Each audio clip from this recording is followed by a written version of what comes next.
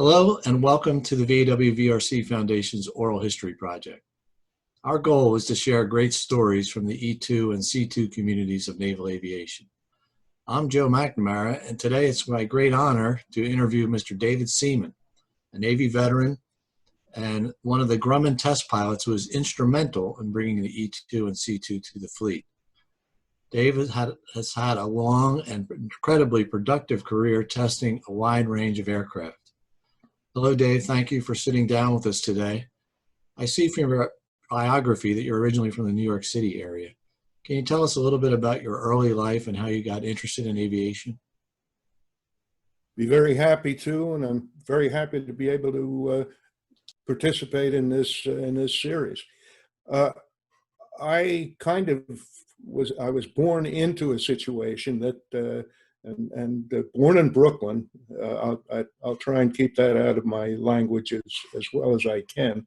But I was born in Brooklyn, raised initially for about the first year in Queens, the borough of Queens, which was right on the end of the newly installed subway line in New York, which is my dad had worked in the banking business in downtown New York, but we lived there for a bit, and then at that period of time, a lot of the New York bankers and banker types were moving into Connecticut, little softer, little easier to commute to, and so I wound up at age 1 out in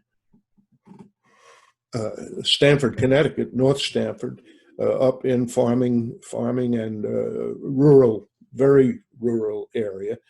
And it really gave me my start in aviation, because at the age of about 3 or 4, our neighbor who lived behind us, and we had a nice home in a residential and farming area, and across the street was a nice field, and in that field was my neighbor's son's dad's airplane, which was a VAW-09, and that was about a 1929. I was born in 1928. And it was a 1929 VAW-09 with an OX-5 engine. And I do have a picture, which I'll get to you guys, of me sitting next to it, and that was a lot of fun. And that was actually where I got my first flight with my friend Buddy at about 4.5 years old. And I could just barely see out of the airplane, but it looked like, hey, this is a little bit of fun. And I watched that airplane, and one of the things that happened was because the airplane was sitting in that field, a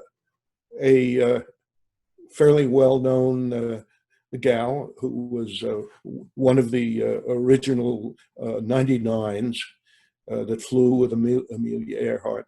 She had an engine problem and came in and landed, and I got wiped out the landing gear, and I got a piece of the landing gear that I hung on to for many years, and that was my hey, this aviation looks like it's a lot of fun. Well, right about this time, the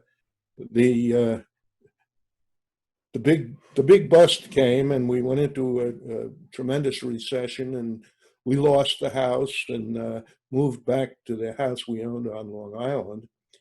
And I did what everybody else did. We went to school, but some of my friends in a scouting group had homes down in Rockaway Beach, which is southern Brooklyn, down just about where Floyd Bennett Field was.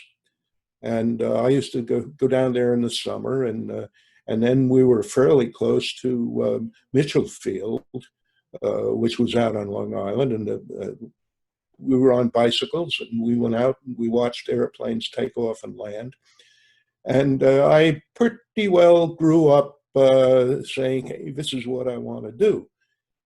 And the joy of going down to Rockaway was the fact that we could walk across the bridge, and I could stand on the sidewalk looking into Floyd Bennett, looking at the Navy painted airplanes, which were absolutely gorgeous, with chrome yellow wings and silver, and cowls painted in strange and wonderful ways to let you know what position the airplane had in the formation when they flew, and each tail being colored according to the carrier or the reserve unit that it was attached to.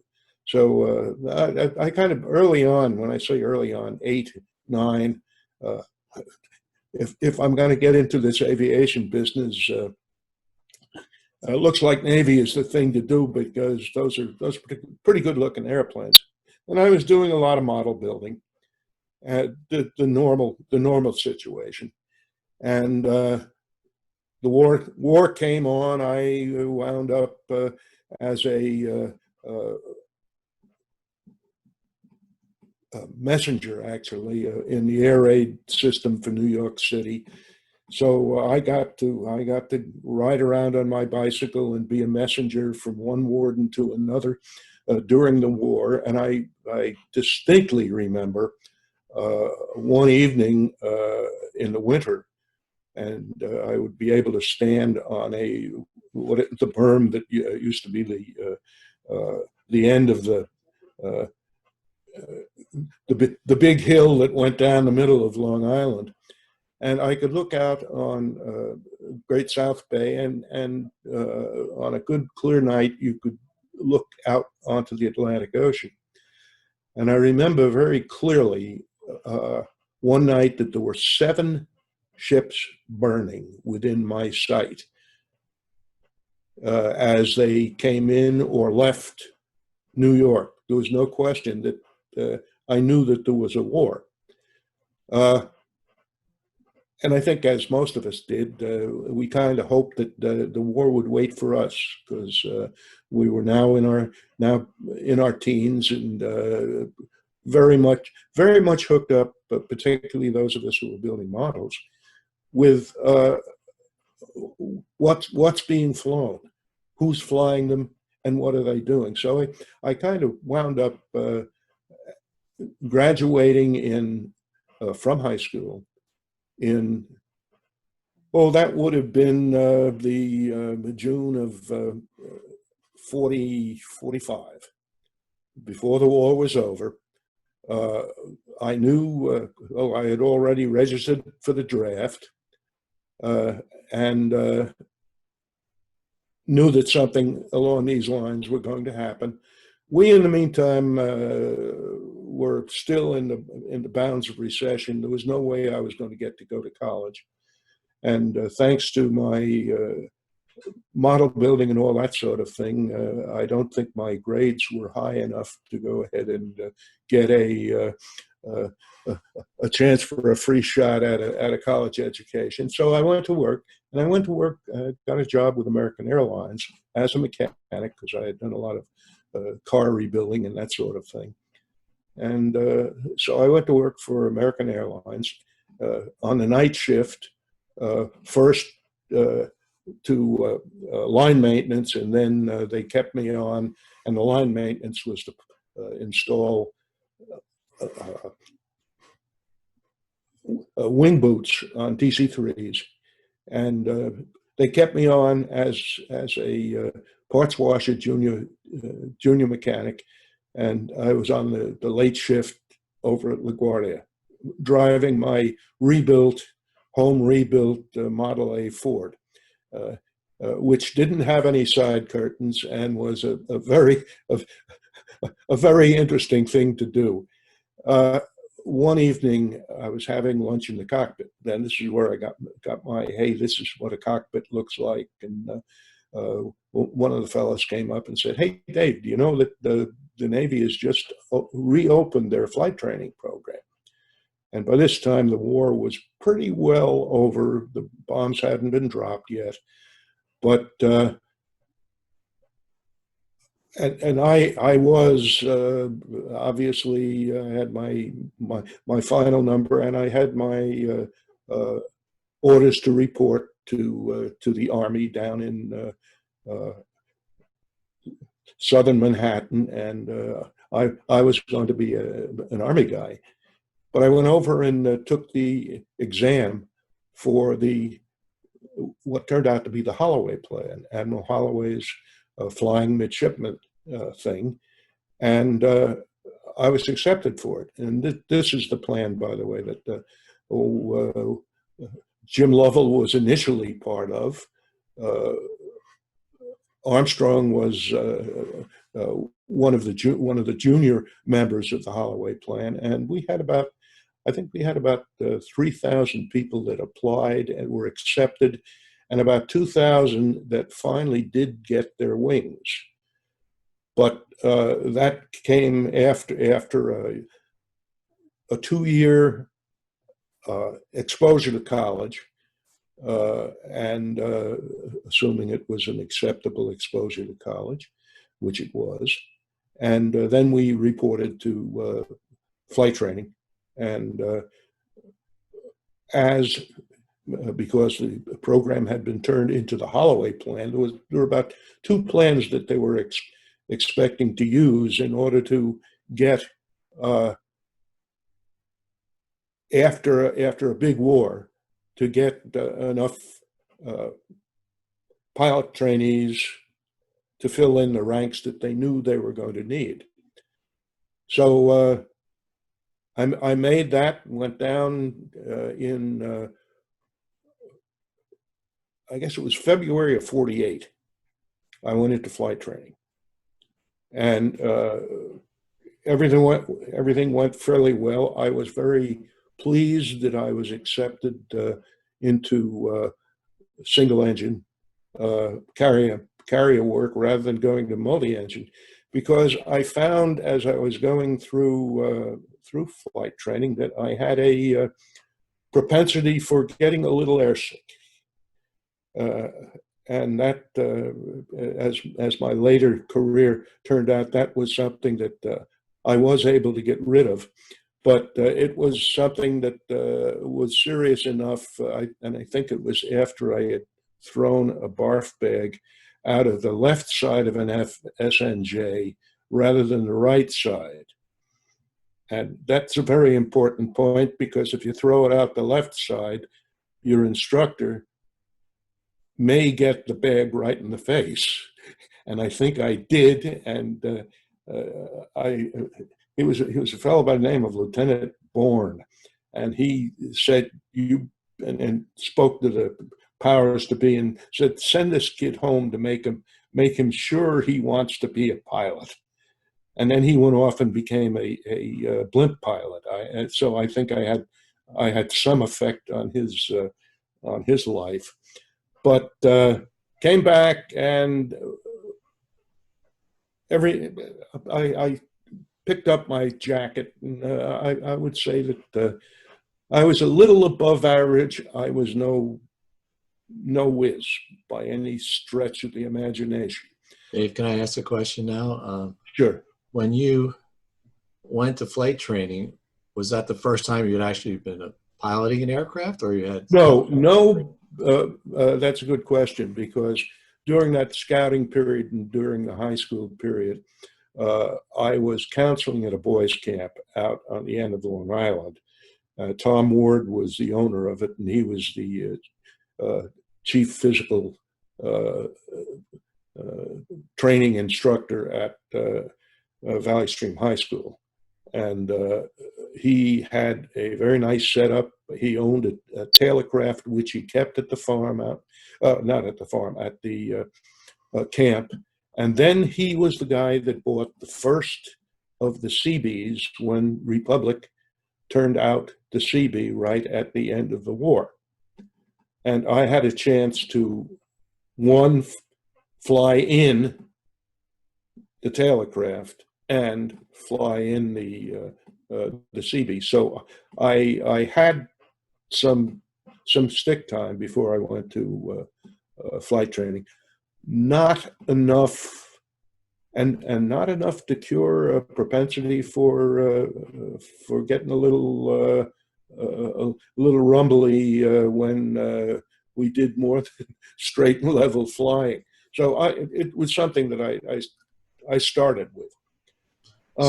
So then you're in this Holloway program, also known as the V5 program, I think. And well, it's yeah. Go ahead. And you've gone through a couple years of flight training. It's in Pensacola, right? Yeah. And then what happened? Okay. Then I was selected to go to advanced down in Corpus, and I was very happy that I got carrier type aircraft, and I went to ATU-2, I think it was, and we were ATU-1 had F-8s and ATU-2 had F-4U-4s. So I started training in the F-4U write-off, and I guess I wound up with about 200 hours of F-4U time when I got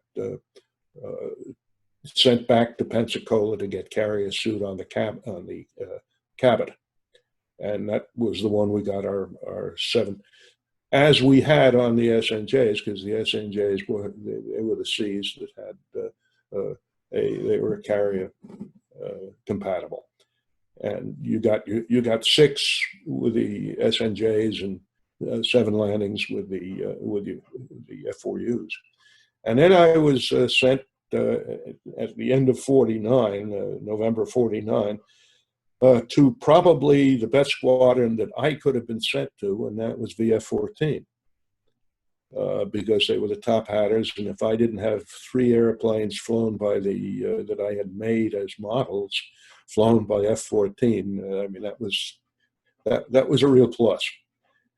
It was a real plus until I had my first flight with VF-14.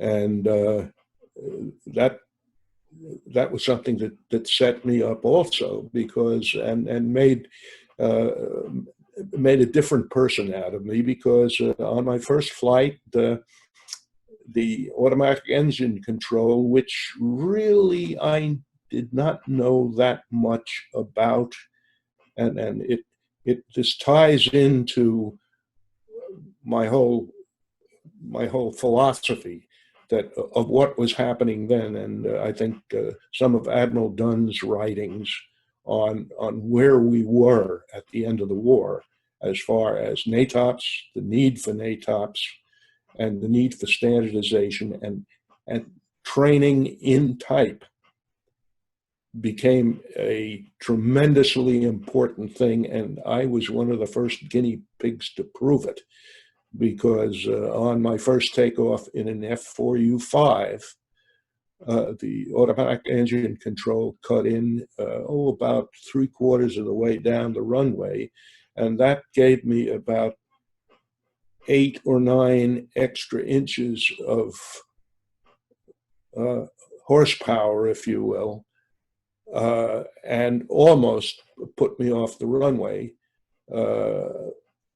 Wound up with a tire blowing, getting a propeller, and that was the end of my first flight in an F-4U-5. And it would, and I have pictures of it, and there was no question in my mind about whose fault it was. Yeah, it was my fault, but it was something that snuck up on me, because at that period of time, when you went from squadron to squadron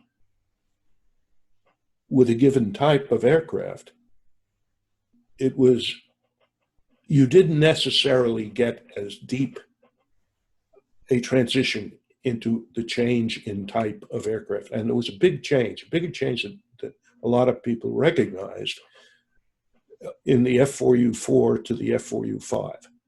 I have another question for you. So you had your first flight in the F4 and you had a little difficulty. What was it like when you got back to the ready room? They were very quiet. They were very quiet, but it is also very interesting to note that, and they're good. It was a good squadron. We went on Portrex, and I didn't. It worked out well. It was very important to realize that I wound up on the operations officer's wing as his wingman, and I suspect that was so that the operations officer could keep a very good look on what kind of a pilot I was. And it worked out fine, but after and we interestingly enough, and unfortunately, one of the ensigns in our squadron, who was a little senior to me, was called out of the ready room on Portrex to man airplanes to taxi forward. These are all straight carriers. And he unfortunately wound up putting his head into a propeller, which was the end of him. And but it was the type of thing that was going on too often in the fleet at that time. But the next thing I knew, I was sent to night fighter school because we were going to an all-weather situation, and particularly with the F4U-5s, because the 5s were a higher altitude aircraft. And we had a batch of F4U-5Ns that VC-4 was flying, and we had a group of them aboard when we did Portrex. So we were operating at the higher altitudes with the F4U-5s, and I got to go to the night fighter school. I suspect one of the reasons was it was going to give them an opportunity to let me get trained a little bit better. Then Korea hit, and I was very happy to be in VF-14, but this was down at Cecil Field. And we were operating out of Cecil when Cecil was a short runway airport. And I went over to VF-173, still flying the F4U-5s. And we went out on Coral Sea, still straight deck carrier, with Fred Trapnell as the skipper.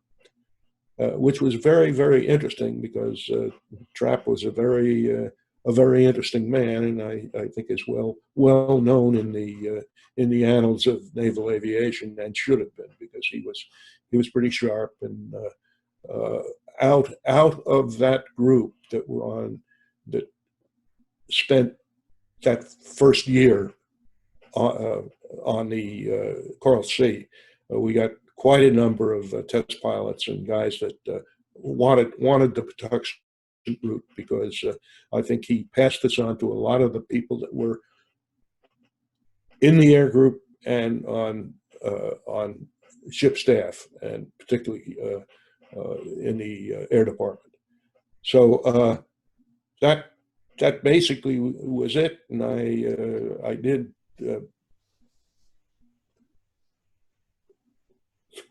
3 years going over to the Med during the Korean thing, and we wound up with some very, very interesting people in the air group, and 173 did wind up with an E on our second cruise on the Roosevelt, because we did two on the Roosevelt and the one with Trapnell on the Coral Sea. Dave, I got another question for you. You mentioned a little while back that you went to night fighter training. What was the difference, I guess, for those in the group who are not as aviation savvy as you are? Why was there a need for night fighter training? Well, we were Toward the end of the war, well, actually fairly early in the war, you had the Dash 6 radar, which was either built into the wing of a fighter, or it was carried on a wing setup, a bomb rack, whatever it was, and you had a cockpit viewer for the Dash 6, and you were beginning to do radar intercepts in flight, and a special unit was set up for the training of night fighter pilots in F6, F5Ns down at Boca Chica, Key West. And it was all done by the same school. And you also had, that's where your fighter director students, ship's company, were trained to be CIC night fighter directors, and it was the beginning of your all weather situation. Okay, Dave. Now we've been talking for a little while now. We've got you through your youth, and now you're a deployed naval aviator, fighter pilot. We're going to stop now and come back in a little while and talk about your transition into the world of engineering and test pilot work. So great story so far. I can't wait for our next segment. We'll be back in just a little while. Okay, fine. Dave, how many night traps did you have? I didn't have many night traps at all, because I never actually deployed as a night fighter pilot.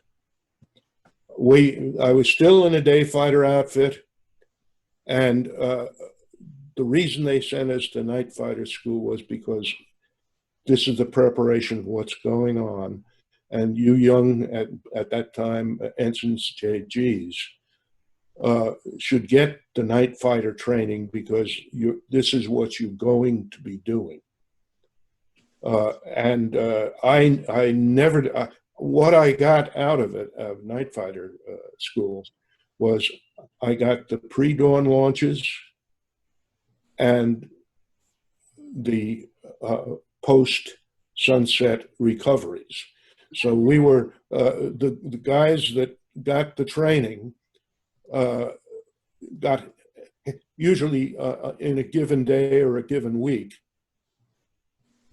you got a pre-dawn launch with a recovery, of course, with the first recovery of the day, or you got you got the last flight out at night, so that you recovered the night fighter detachment